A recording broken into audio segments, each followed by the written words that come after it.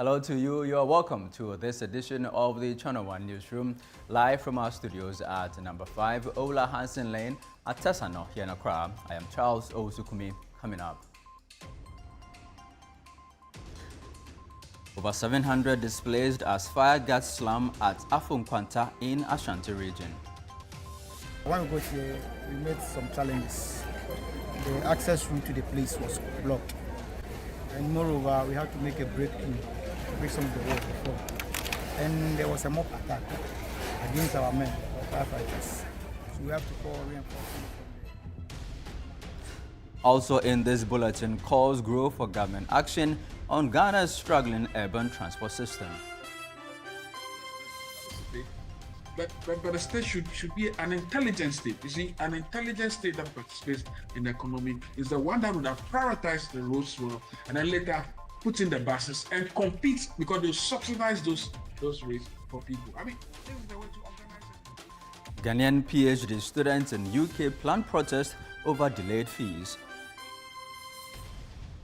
And later, health experts warn about rise in unregulated sexual enhancement products. Hide selling the selling of these items. They hide it. So sometimes if you go and you don't do due diligence well, you will not see that they've hidden them because they know that there are a lot of problems with these particular medications.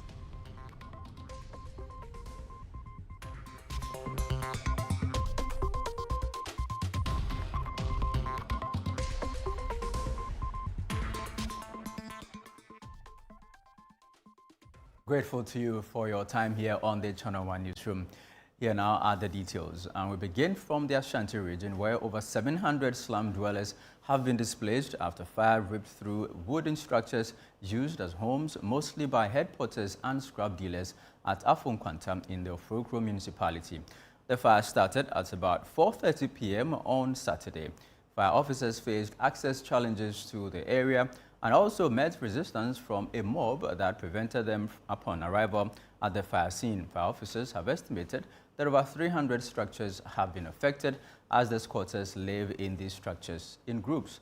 The area has a history of fire outbreaks with incidents recorded in 2016, 2020, and again this year. These previous incidents have displaced many squatters and destroyed properties. The acting Asukwa Municipal Fire Commander AD01 Ebenezer Graham spoke to Channel 1 News. We had a distress call that was around 4:16 p.m. this evening. Then we dispatched our appliances. So we got here around 4:25 p.m. But when we got here, we met some challenges. The access route to the place was blocked. And moreover, we had to make a breakthrough, break some of the road before. And there was a mob attack against our men, our firefighters. So we have to call reinforcement from the police command, Asoka, to come and help us cordon the area so that we can proceed well. So far, do we know how many structures or the extent of damage? For now, we can estimate around 33 to 400 structures being gutted down. Let's look at the challenge you faced. When you came, what was the extent of the fire? When we came, the fire was well alight and spreading on a very fast speed. And because of the limited access to the fire grounds, it also impeded us from even doing our work. So still we had to break in to make sure that we get to the fire grounds. Will you say all your men are safe because you mentioned of an attack? For now, they are safe. But with the help of the police assistance, as we call for help, they were able to get to the grounds very early to give us the guidance and the security so that we can also execute our work. But so far, what is investigation pointing to? We are still under investigation. Everything's under investigation. So we get everything in full, then we bring the people out. Now, away from that, pressure is mounting on the government to take concrete steps to address Ghana's worsening urban transport crisis. Transport stakeholders are calling for urgent repairs to deteriorating roads, the deployment of additional buses, and a more effective management of the sector as commuters continue to endure daily delays and rising transport costs. There's more in this report. Daily commuting in Ghana's major cities is becoming increasingly difficult, with long queues at bus stops turning urban transport into a growing public concern. Speaking on the big issue on Channel 1 TV, Imani Africa President Franklin Kujo criticized successive governments for what he described as years of neglect of the transport sector, calling for sustained policy focus rather than short-term fixes. We should also be making the point that, well, of course, road infrastructure goes hand in hand with proper transport policy. As forever, the state has never been good at managing public transport. We all know that, right? We all know that. So the least the state can do, instead of getting involved in all this transport thing, maybe they should, but I think they should rather focus on fixing the road, making the roads more travelable. So the state should participate, but the state should be an intelligent state. You see, an intelligent state that participates in the economy is the one that would have prioritized the roads well, and then later put in the buses and compete, because they subsidize those rates for people. This is the way to organize a society. The Member of Parliament for Lambuzi, Professor Titus Bayo, acknowledged government's Big Push initiative on road infrastructure, but stressed the need for investment in other transport modes, particularly rail, to ease pressure on urban roads. I was thinking about population expansion and all of that. Wanting to reduce carnage on your road, we'll have to deploy multiple forms of transportation. But we have consistently emphasized on only road transport. Unfortunately, no matter what we do, we will never be able to solve this problem to the extent that we focus on the roads. The roads are important, but we have to add other modes of transport. You've mentioned the train. Look at what the trains can do to us. If we had commercial train, cargo train, one, the roads will last longer because these heavy trucks crossing to Burkina, crossing to Mali that are damaging our roads will not be there.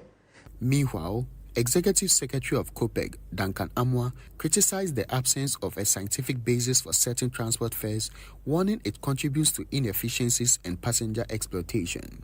We are not able to scientifically determine the cost per head per kilometer in Ghana.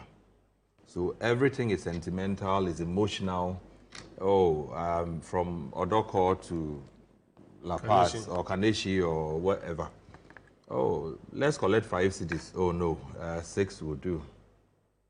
There's no scientific basis whatsoever. And in fact, we have advocated for that to become the norm for years. In a separate development, former MPP flag-bearer aspirant Dr. Atta Kennedy has questioned the credibility of disciplinary process within the MPP, calling for accountability to apply to all members, including former President Nana Akufo-Addo. If we're going to be disciplined, then we should discipline people left, right, and center.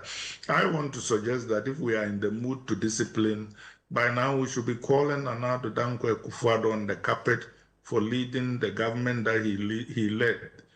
Responding, the party's Director of Communications, Richard Ahialba, said the MPP does not intend to sack Professor Kwabena Frimpong Boateng, but will allow due process to assess his comments before taking any further steps. There isn't any plan to remove him unless there is a reason to do so. Now we have established he's an asset to the New Patriotic Party, to Ghana, and so therefore a big personality that we are proud as an MPP to embrace. So however big you are, however small you are, the rules and the provisions of our constitution applies to all the same. Now in the following report, my colleague Ejubiri Afiakinting examines the gaps in the transport system and explores sustainable solutions to ease the burden on commuters.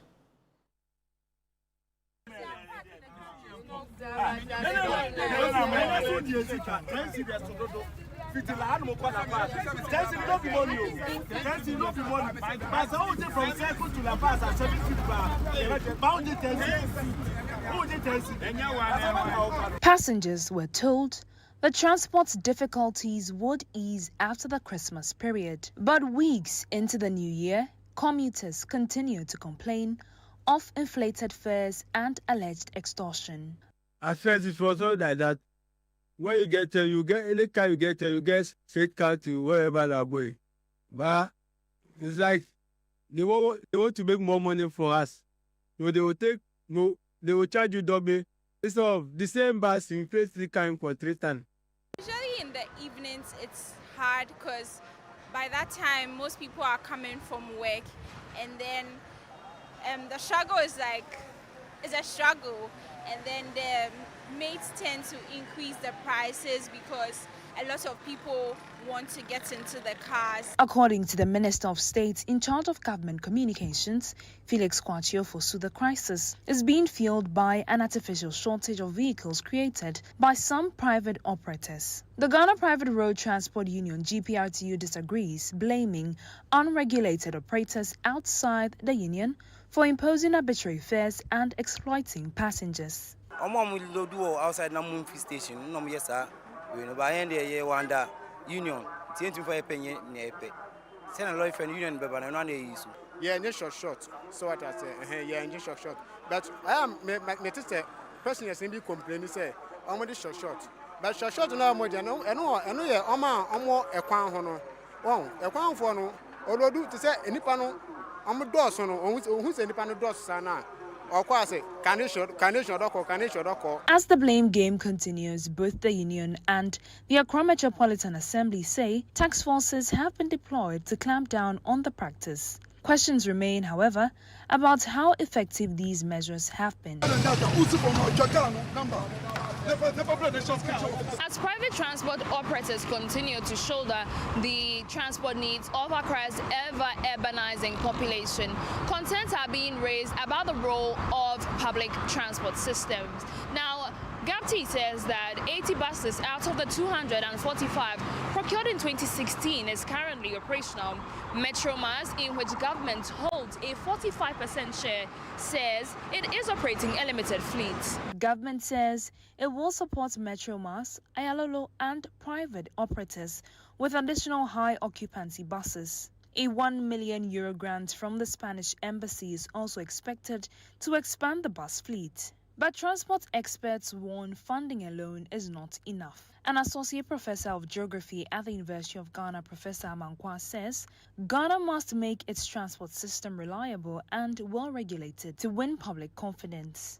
We need a system where people can plan their travels, right? So if I'm coming from Medina to Accra and I know I can join the Ayalolo or MMT, and within this time I can get to my destination, then there is no point of getting worried about traffic or going by my car and everything, right? So in doing that, it means we need to re-engineer some of the road systems.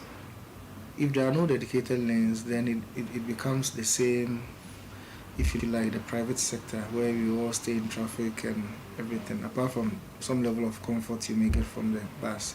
But in terms of travel time and the productivity conversation that you want to have with regards to an efficient system, then we are all in the gridlock if there's traffic.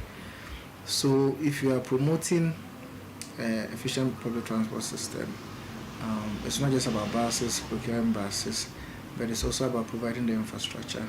He cautions that without clear operational frameworks to sustain the buses being procured, the transport crisis could persist.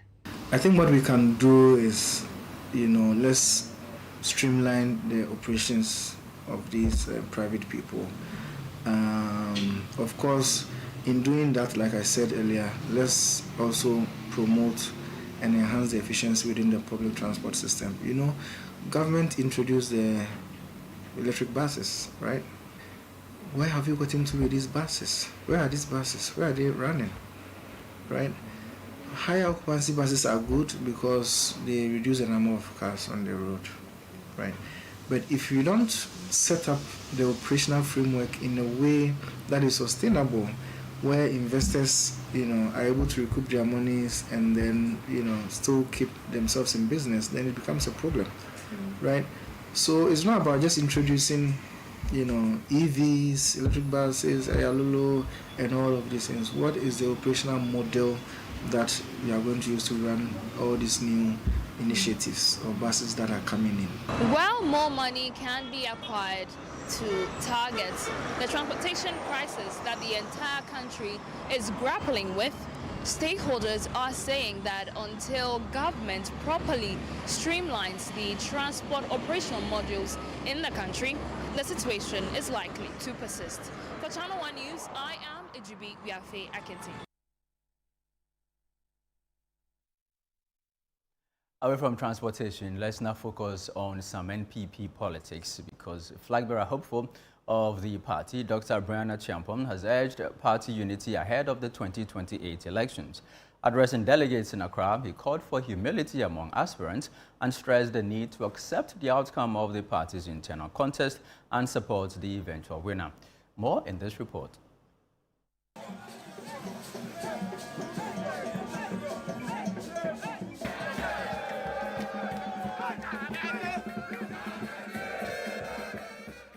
Dr. Brianna Champon, as part of his final tour of the Greater Accra region, met party delegates in Amasaman, Trobu, Waja, Botiano English, Amanfrom, Anyansotum, and other constituencies, urging them to choose a candidate capable of uniting the party.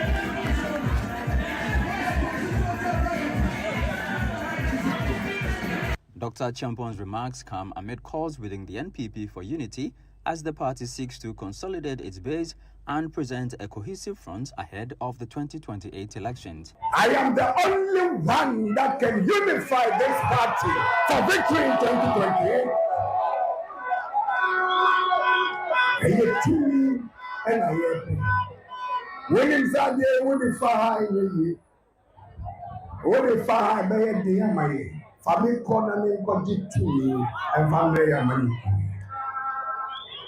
Ebiana will shada and Pemasem. If it's Obia coming once a minute, Ebiana will man into me. It is 1 5 for every grand soon where could papa. And you have a now. But Yabba shower Pataya sing, I hear to me and I hear pray. Dr. Champon says restoring discipline within the party is critical, arguing that internal discipline and the neglect of grassroots structures contributed to the party's defeat in the 2024 general elections.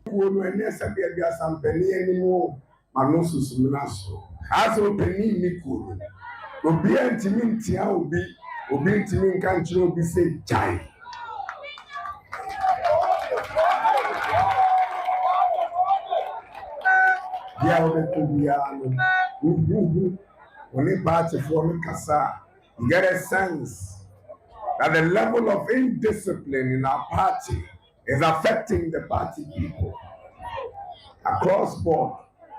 He further criticized the John Mahama administration for what he says is failure to entirely deliver campaign promises to Ghanaians after 1 year in office.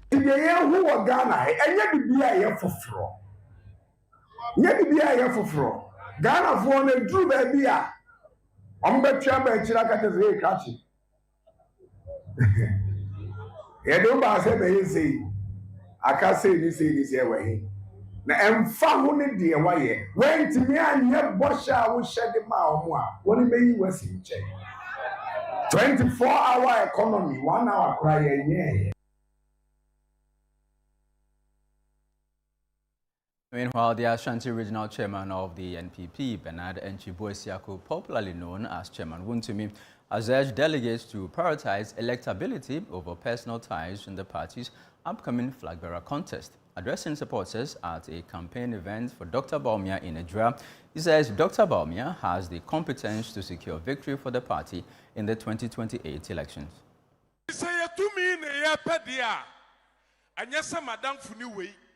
And yes, some in the way they walk, and yes, away na yatinting, and yes, away na me penasem. Name mom, dear Yadina Qua, Robertimia did to me in a mayano. Me poacho constituency executives, I am wire.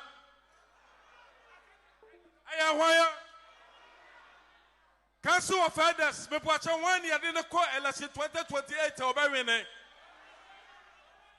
Coordinators, me poacho 1 year and final call election 2028.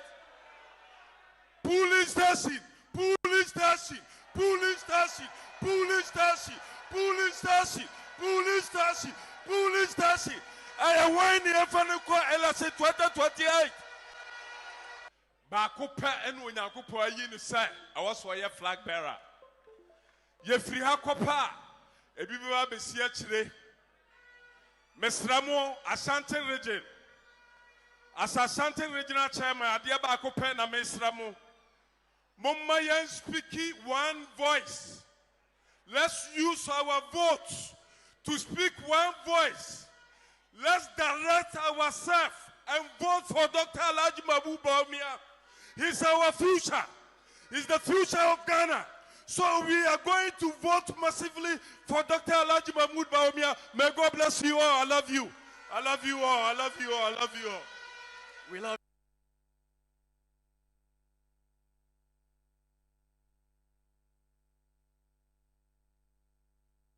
Now from politics, Ghanaian PhD students in the United Kingdom are planning a two-day protest over what they describe as prolonged delays in the payment of tuition fees and stipends by the Ghanaian government. The group says the situation has forced some students to withdraw from their programs despite repeated appeals to the authorities. Now joining us via Zoom is Prince Komla Bansa. He's the president of the Ghanaian PhD cohort in the UK. Good evening to you, Prince. Thank you for joining us here on the Channel One Newsroom.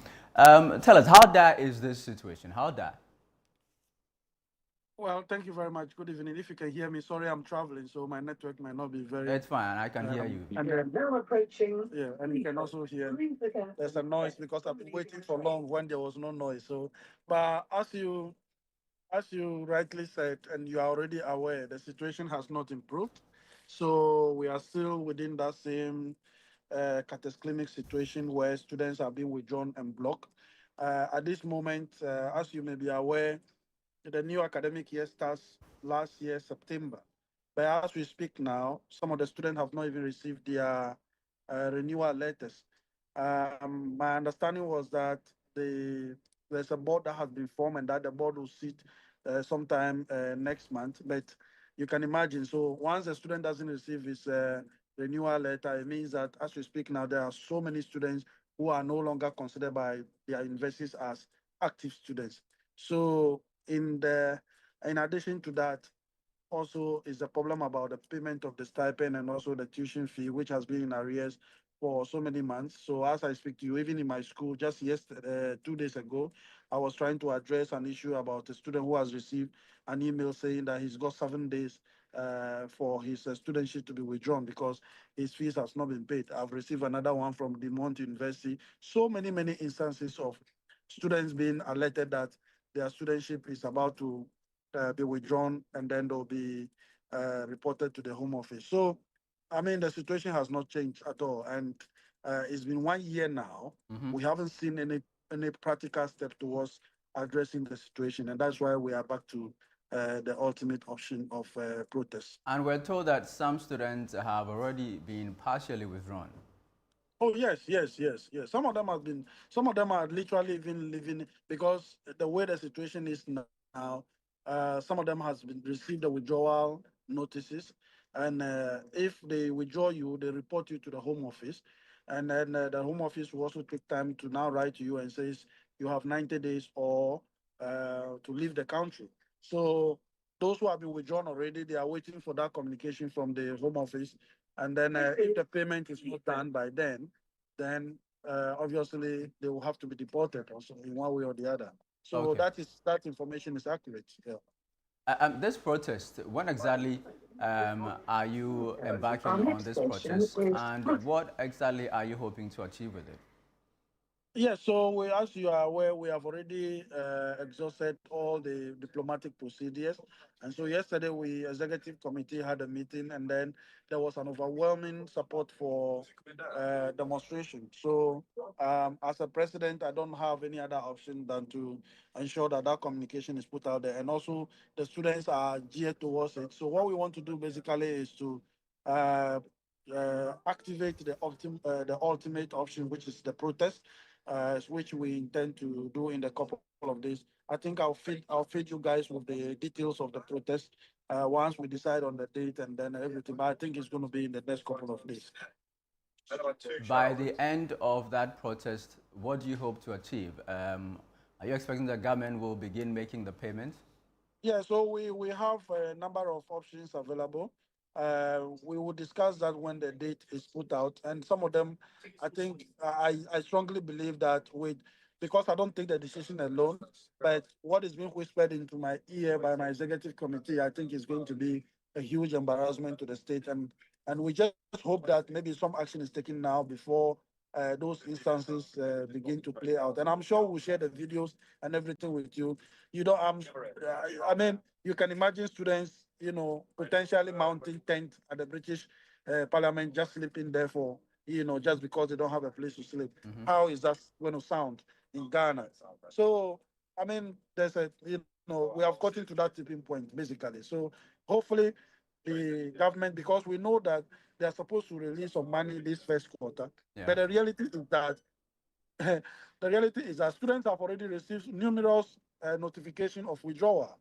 So, and payment and elected officials, they receive their payment monthly.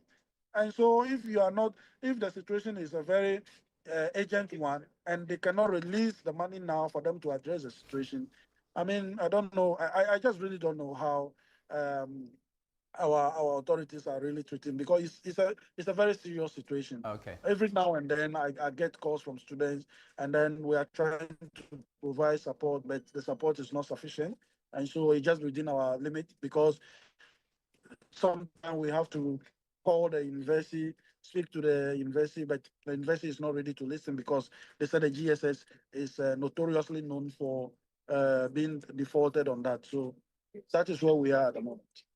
Finally, Kamala, before you go, there's a new High Commissioner. I'm sure you've been engaging her. What has she been telling you? We don't engage her. We wrote to her. We petitioned her the last time, and then my understanding was that she wasn't happy because the media was discussing the issue. Okay. So she never got back to us. And then, but you and I know that she was also in the media saying different thing altogether. And so I don't know. And that letter that petition that was sent to her was copied to the media anyway. So it's not as if something that is this is. So she's not been in touch with her. She has not spoken to me. She has not spoken to our distance. So any communication out there that she's engaging anybody, she's not engaging anybody. That's the truth. That's just the reality. You know, nobody is making any effort to address the situation. And we have gotten to a point where we can no longer hold any brief for anybody. So that's basically what it is.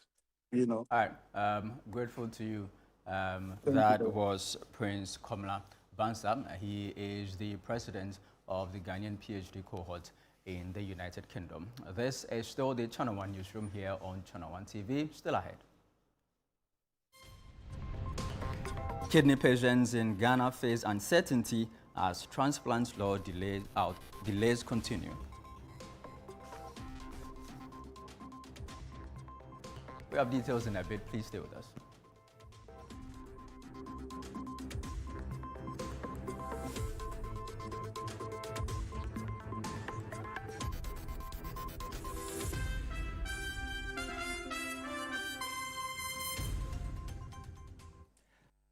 Are you planning to relocate from your company office or house, whether across cities to another town or halfway around the country? You want a moving company you can depend on to get you there? Let me introduce you to Logistics Movers. We are here to help you every step of the way, from planning the move to unpacking the last box and settling into your office or home. We have the expertise, experience, and market understanding, and offer fast, reliable, and professional transportation services in Ghana. Our main thrust is to successfully move your business, household items safely, on time, and hassle-free. You can call us on 0246 833 539 or 0244 342 465. You can also send us an email to info@logisticsmovers.com or check our website www.logisticsmovers.com. Why expose your company or household items to theft or damages when you are relocating if it's avoidable?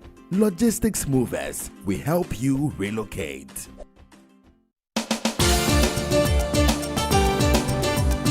In a nation full of questions, where truth often hides behind noise, one show dares to ask what truly matters face to face. With fearless clarity and a quest for accountability, host Marisanda Amadou sits down with the movers and shakers of politics, governance, society, and business, confronting the issues that define our national conversation. Yes, I am Marisanda Amadou. This is Face to Face, and you're welcome.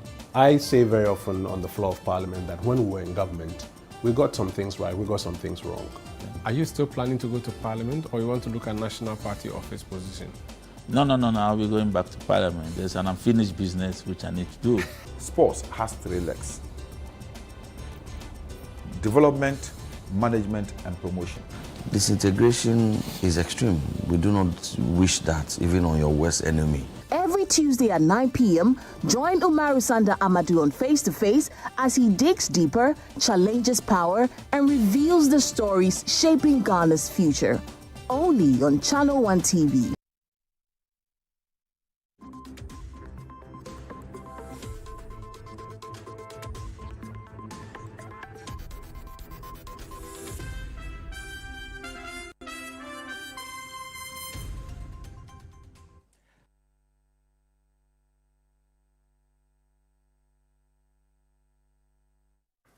Yeah, welcome back. This is the Channel 1 Newsroom here on Channel 1 TV. Now, hundreds of kidney patients across Ghana rely on regular dialysis to survive, often at great personal cost. For many, a transplant offers the only long-term solution. But as cases of kidney diseases rise, patients continue to wait for long-promised transplant law, raising questions about the pace of reform. Abigail Arthur has more in this report.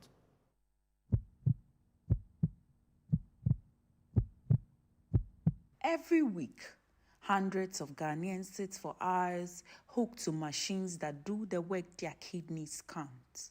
For them, life is a waiting game.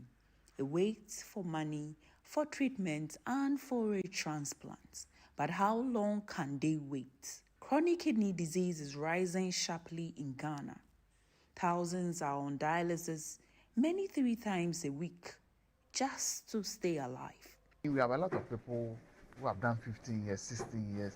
We have someone who has even done 20 years on dialysis. It's not a smooth journey. People who come to hospital with kidney, we are getting close to about 2 million countrywide.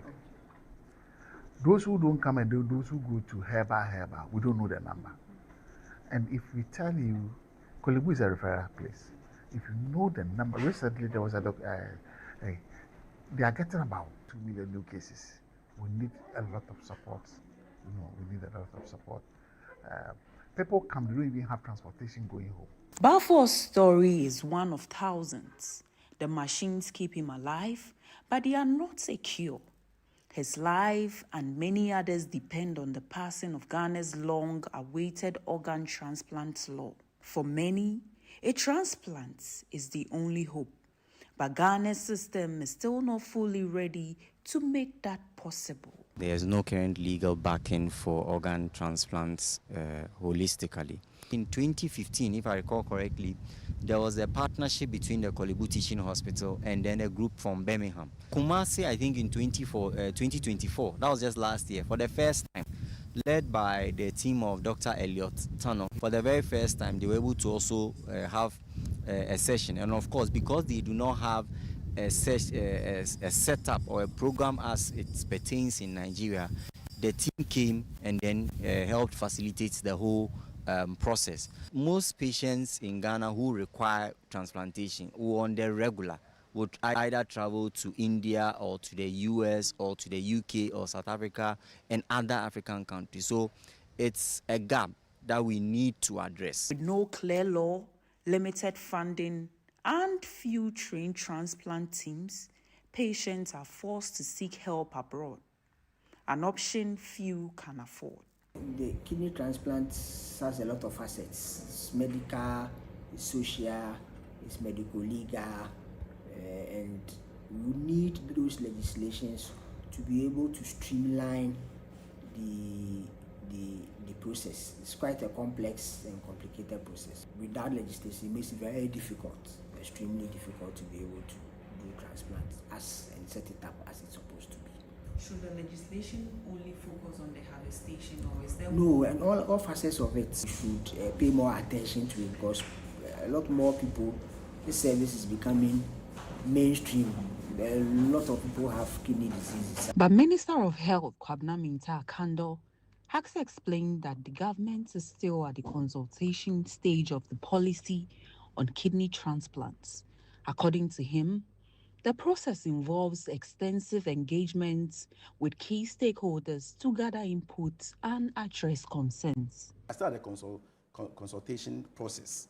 So we are evolving the policy, and after that, we'll go to, after the stakeholder consultation, we'll then go to cabinet for cabinet approval, then we'll go to parliament. So we are still at the stakeholder consultation level. The fight against kidney disease is a race against time. Dialysis keeps people alive, but only a transplant gives them a second chance. For patients like Bafo, the question is not whether we can fix the system, but when we will.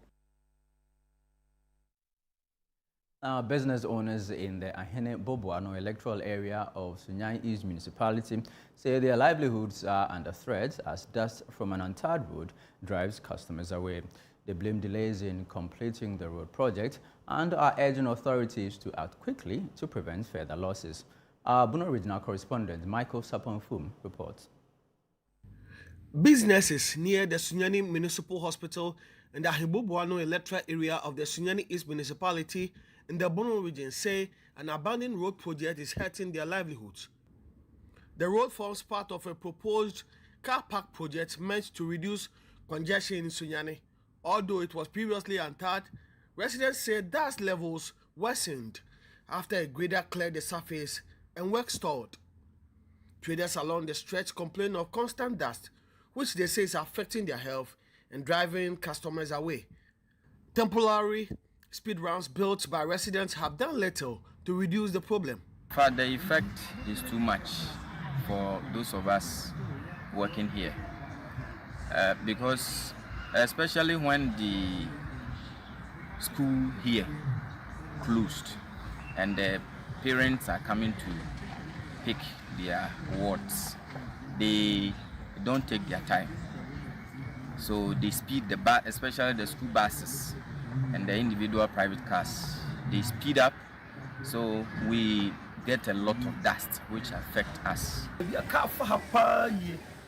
Your school, your toilet, your baby, your good ball. Say, even cry, say, Quan crowd block, plain a car. Nana and say, no, not Quan crowd, say, Kakrana, paying for your margin, some per se. Or my year car park, you are so no more crackers of mine. I say, crap, to be a America. And now come here, do my and I say, over my baby, you can't if you. That's the name, very how to bring. It's also me have me torn carry. Who were inside and that's the wrong. Who has a tyrant who had a data. Tempia just over Tempia just over. So that's the name, a higher pan. First, now I had the to say. Your hobby 6 months me and almost see Moody. Omubeye kwan na my afede omube trees no move here bill. Say you be juma cry juma because mimi boti obi ba ni hu be fi uye wig hangi ha wig ni nyina be fi nti ama ye bre obedu fi no na we ni wuti nyina ye wuya. The assembly member for Aheboboano, Benjamin Ni Okaija, says he has engaged authorities to find a solution. Actually, while they just do the dripping and the dust started coming, I just wrote a letter to the coordinator to take any necessary efforts to help my people around there. Because you see, from starting from the top there, we see they have those food vendors around there, the traders, those who are doing sewing and other things there. Because of the dust have just reduced their work and they are not able to just to make a lot of efforts of their work they have been doing. So I'm pleading on the behalf of Sunyani Municipal Assembly and the Chief Executive to come in our aid, to just support us. Even if they are not about to tar the road for us every blessed day. Even if it's just a one or twice, they can just water the ground for us. Attempts to get a response from the Sunyani East Municipal Assembly were unsuccessful. Traders within the Aheboboano electoral area, within the Sunyani East Municipality, are urging the Municipal Assembly to take a second look at the road in front of the Municipal Hospital, which is creating a lot of dust and affecting their businesses. For Channel 1 News, Michael Saponim from Sunyani. You are still watching the Channel 1 Newsroom here on Channel 1 TV. Still to come. Health experts warn about a rise in unregulated sexual enhancement products. We are back soon. Please don't go away.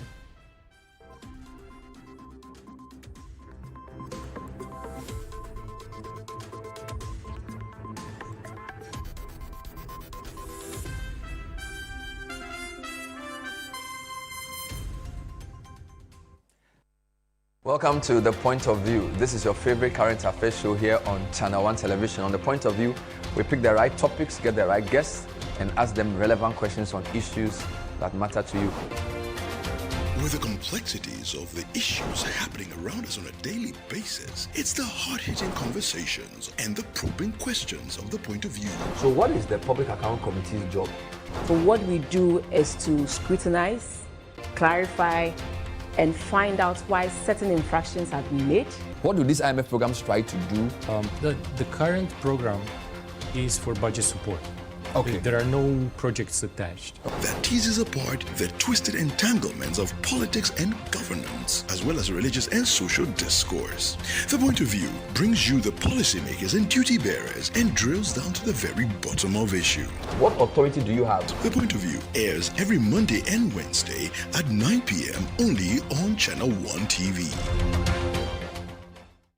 In a world filled with challenges, we all need guidance, hope, and a lifeline to anchor us. This is Lifeline, and I'm your host, Fred Crunchy Mensa. From social issues, relationship challenges, and family matters, Lifeline is here to inspire, uplift, and guide you on your journey. Where we give you support, where we hold your hand through the valley and through the thick and thins of life. Join Bishop Fred Crunchy Mensa. I welcome you especially to Lifeline. Every Tuesday and Thursday at 10 p.m. right here on Channel 1 TV. Let's walk this path together, strengthen our faith, our families, and our lives. Lifeline, because every soul deserves a guiding light. Tune in to Lifeline on Channel 1 TV and let's grow together.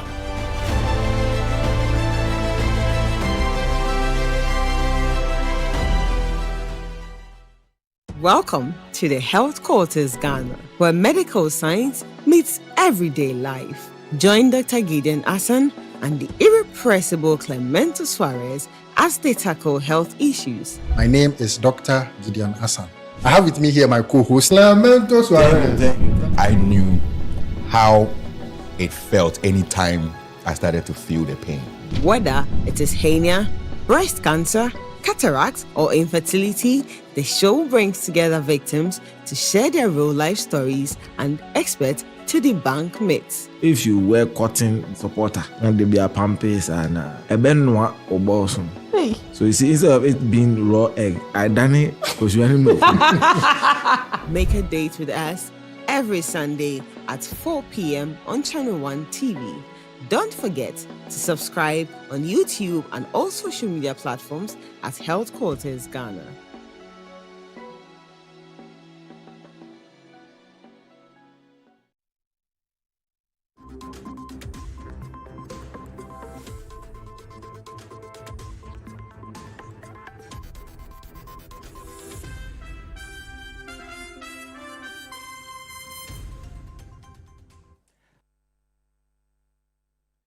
Thank you for staying with us here on the Channel 1 Newsroom. Now in more news, they promise improved sexual performance and renewed vitality, but across Ghana, unregulated sexual enhancement products are quietly flooding markets and street corners. With little oversight and no clear data on the number of users, health experts warn that these so-called natural remedies may be exposing consumers to serious health risks. In this report, Channel 1 News' Melody Fafa-Potufe examines Ghana's quiet trade in sexual enhancement products.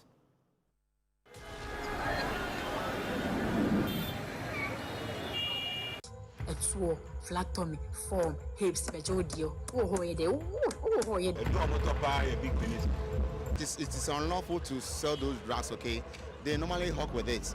From Aroga 300 and AK-47 for men to hip-hop syrups, the list seems endless.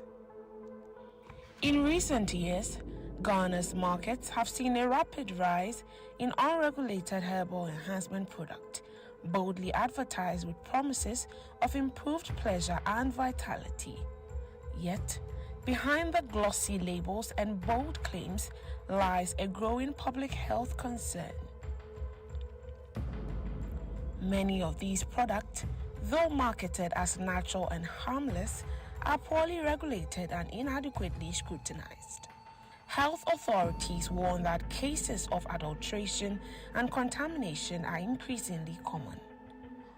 With a significant number of users consuming these remedies without any knowledge of their origins or ingredients, the risk of adverse health effects continues to rise.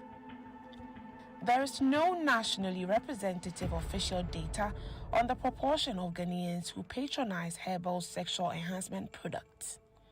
This lack of information, coupled with weak enforcement, not only threatens consumer safety, but also undermines the credibility of traditional medicine in Ghana, highlighting the urgent need for stronger regulation and oversight. Interactions with a cross-section of Ghanaians reveal that many users are reluctant to admit to using sexual enhancement products, citing stigma and the discreet manner in which the products are sold. Never. Never. Why?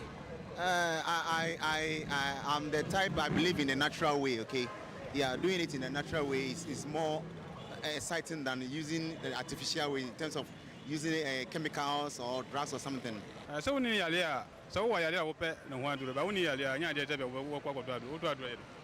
Circle in Accra, a known hub for the sale of these products, attempts to engage vendors were met with resistance. Some openly hawking the product drove the team away, with one woman warning, "If my suppliers see me speaking to you, they will stop selling to me." After several hours, the team met Francis Abbas, who says he has sold herbal medicines and roots for nearly 18 years. Me start here Juma we no. Eno na man for nimi o. Eno na man for nimi e wo.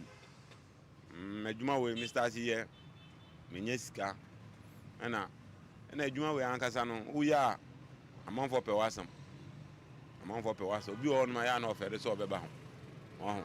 Nti so ohun e wo ho a otumi etwa wo kwan so se oh chale wudro no se mate se eye Juma.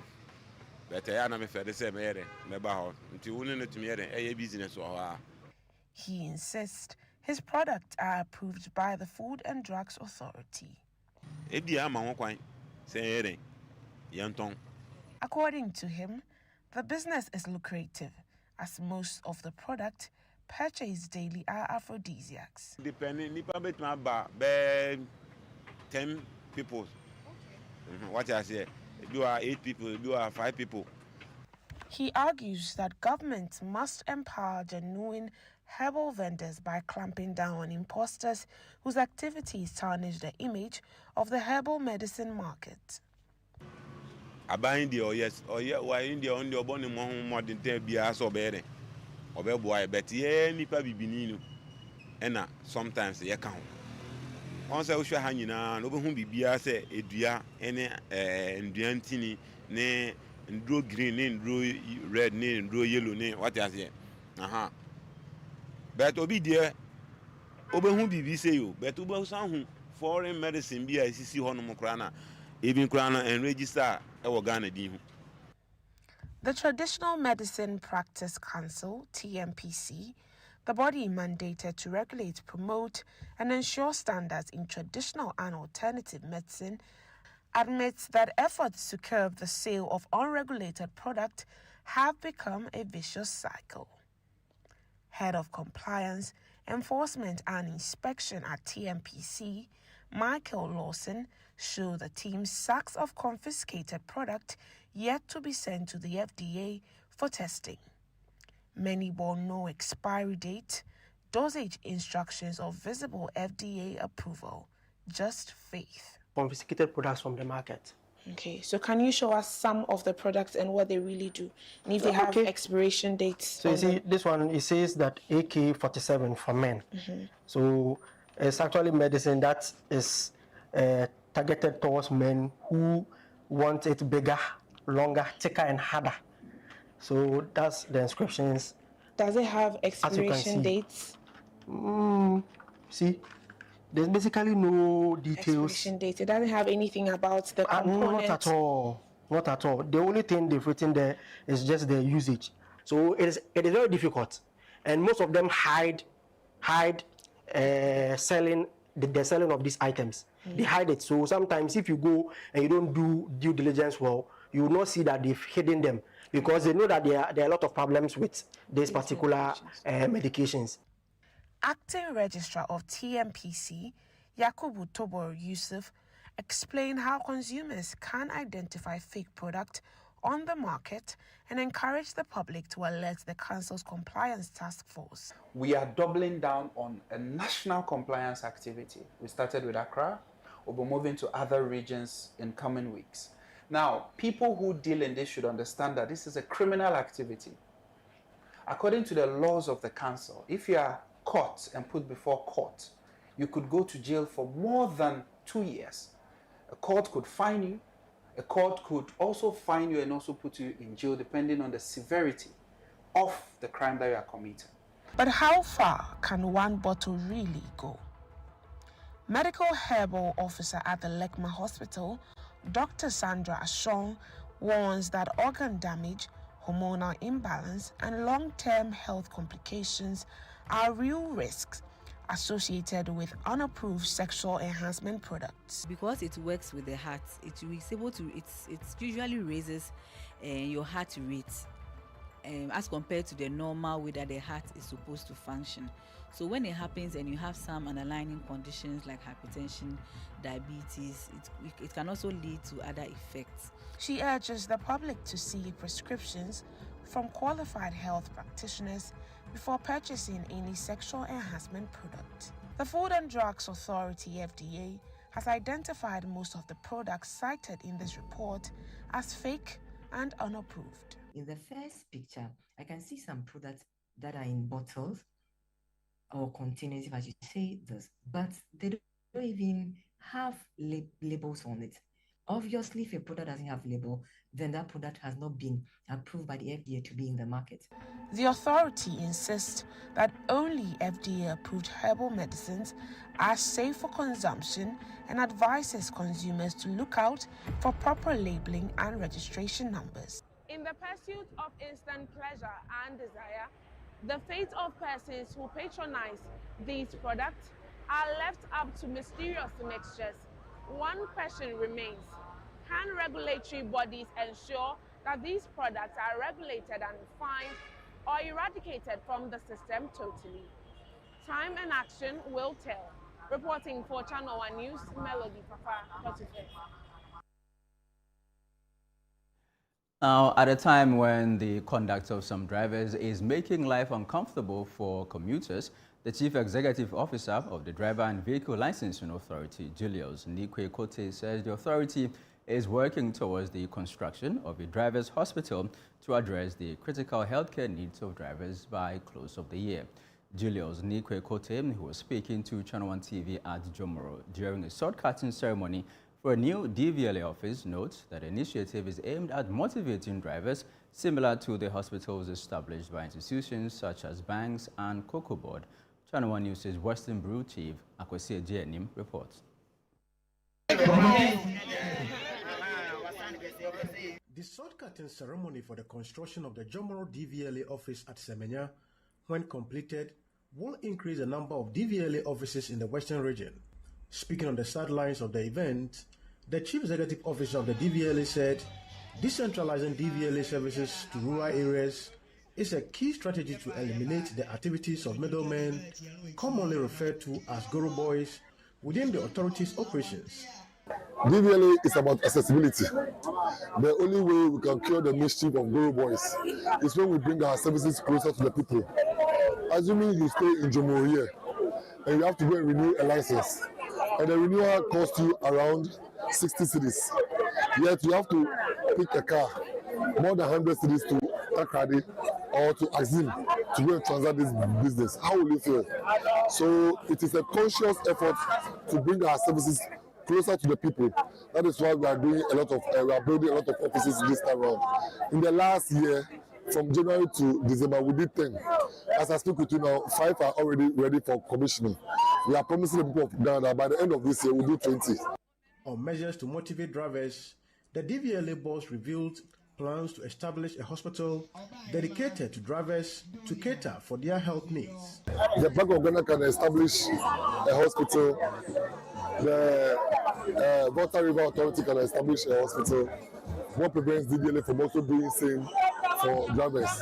Because for all you know, the proceeds we get for drivers, we always give 85% of it to road fund for road construction.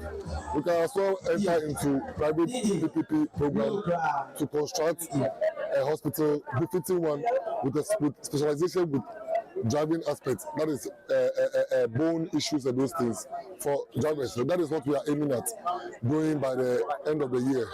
That we'll have the drivers hospital, which will be managed and will be championed by the DVLA.